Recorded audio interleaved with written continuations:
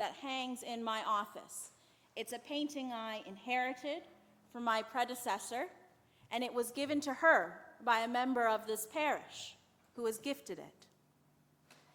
And I haven't moved it in my office. It hangs on the same wall, mostly because it's so large I don't have another wall space for it to go onto, so it remains hanging where it always has been. But if you come into my office,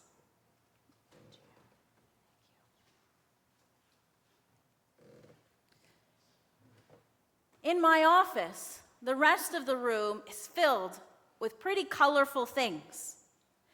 There are colorful paintings, some that have been given to me by the children of St. Peter's. There are quotes about how to lead a thriving parish. There are schedules, there are phone numbers, there are to-do lists. A lot of things up in my office, but when I look up from my desk, that is the painting that I see.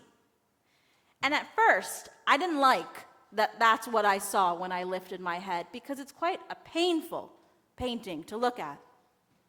But as Holy Week comes, as I prepared this Good Friday sermon, I thought to myself, it's a good thing it's up there. It's fitting that I look up and see the pain of Jesus bent over, a cross weighing him down, while a crown of thorns rests on his head.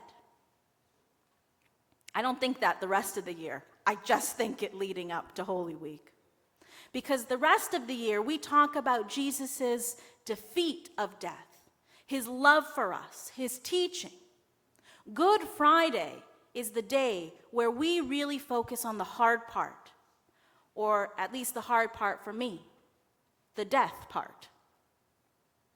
One preacher said it would be great if Good Friday could just be about beautiful music and liturgy, but it's not.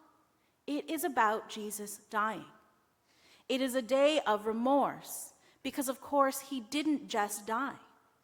We just heard the story read by all of the children and youth, many of the children of youth at St. Peter's. He was crucified. Crucifixion is always an act of terror meant to carry a message to the entire population that the rulers of the world are all-powerful and can crush anyone they choose. In Jesus' time, a cross meant not just punishment for criminals and troublemakers, but shame for their families. They were forever marked by scandal. Being crucified was to be made into public example. Today is not just about remorse for the crucifixion. Otherwise, we would only read that one part of the Passion. Today is about remorse for all of the actions leading up to Jesus' death too. The disciples who fell asleep in the garden, the arrest because of a betrayal, Peter denying knowing Jesus, the crowds that cried, "Crucify him, crucify him," the fear Pilate had when he sentenced Jesus to death, the whipping, the spitting, the torment. All of this leads up to his death, and all of it is part of the story that we need to hear today, because we only let ourselves hear it, and for some of us, only let ourselves feel it once a year. And why would we want to any more than that? On Good Friday, as we hear this story, our story, you cannot help but think of the remorse we have in our own lives. Some of it because of our own actions, because we turn our back on God, because we betray God and one another and ourselves, because we have fear, because we do things we regret, things we shouldn't. Some of what we might feel today is because of the actions of this world that continue to hurt and demean and mistreat and even kill innocent people. We may not crucify in the parts of the world that we live in, but there are plenty of reasons to feel the pain, to feel the sadness and grief and even remorse for a world that is so hard for so many people.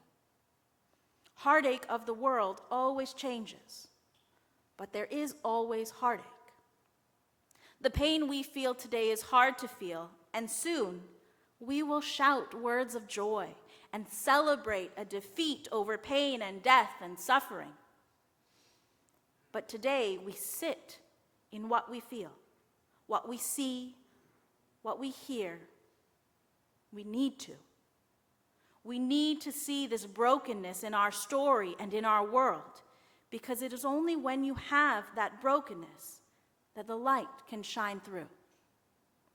So let today be a day of grief, a day of remorse, a day of heartache for Jesus and for many other things, if that is what you need. It is not the end, but we cannot get to the end without this moment. Amen.